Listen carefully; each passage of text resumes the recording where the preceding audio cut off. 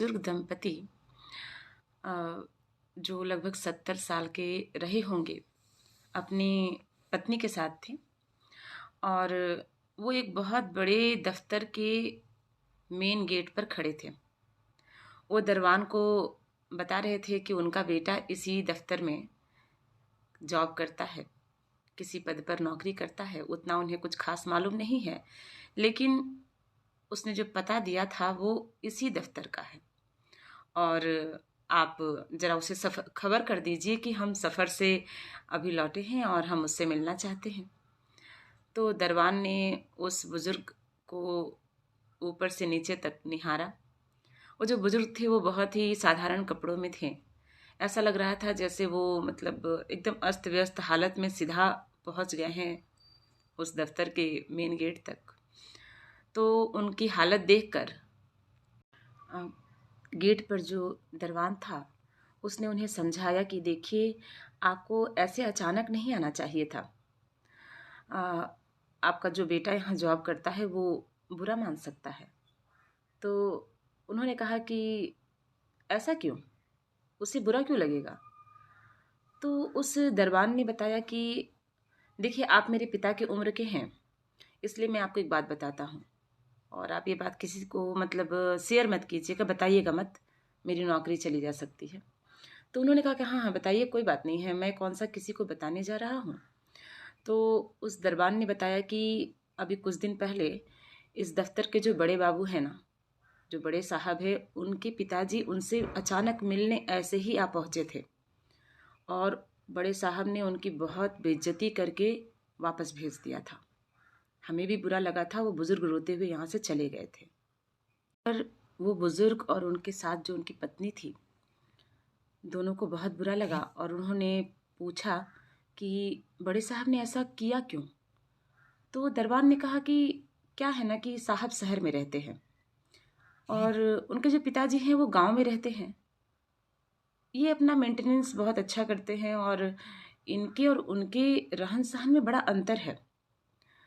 तो इनको बुरा लगा कि अचानक ये गांव से उठे, ट्रेन में बैठे और पहुंच गए बेटी से मिलने के लिए अस्त व्यस्त हालत में। तो इसलिए उन्होंने डांट दिया था।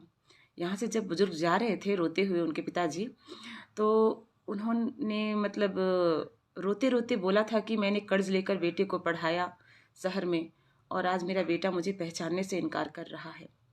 बेचारे का दिल मतलब एकदम से भरा हुआ था, बहुत रो रहे थे।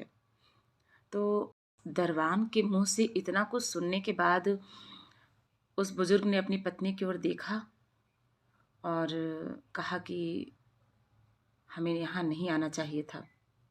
ऐसे अचानक हम आ गए हैं, क्योंकि हम भी तो अभी तुरंत स्टेशन से यहाँ आ गए।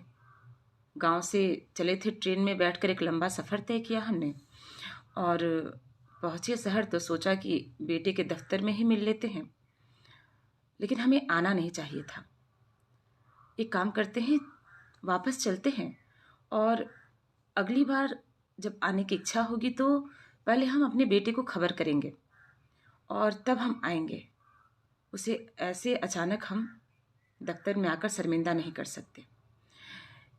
ये सोचकर वो वापस मुड़ गए थे। तभी अचानक किसी ने पीछे से आवाज़ दी तो उन्होंने वापस मुड़कर देखा।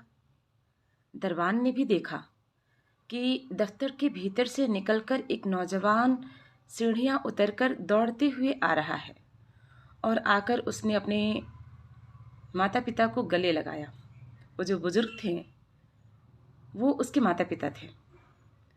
उसने अपने माता पिता को गले लगाया, उनके पांव छुए और उन्हें दफ्तर के भीतर ले जाने लगा। क्योंकि जब वो आए थे बुजुर्ग दफ्तर के दरवाजे पर और उन्होंने जो पता दिया था दरबान को, तो दरबान ने अपने साथी को दिया था कि जाओ रिसेप्शन पर और भीतर जो कर्मचारी हैं जो भी हैं उनको खबर दो कि फलाने आए हैं। और उस दरमियान इतनी बातें दरबान उस बुजुर्ग को बता रहा था और उधर खबर मिलते ही बेटा दौड़ा चला आया था। यह देखकर माता पिता के चेहरे पर एक गजब की मुस्कान, एक शान थी। लेकिन वो जो दरबान था, जो थोड़ी देर पहले उन्हें समझा रहा था कि आपको ऐसे नहीं आना चाहिए, वो समझ गया था कि ये जो बेटा है ना, सिर्फ रुपयों से नहीं पला है, ये संस्कारों में ढला है।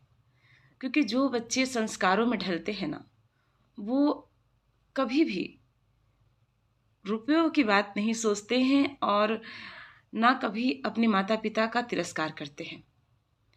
क्योंकि माता पिता जैसे भी होते हैं वो उनके माता पिता होते हैं और वही उनके लिए भगवान होते हैं।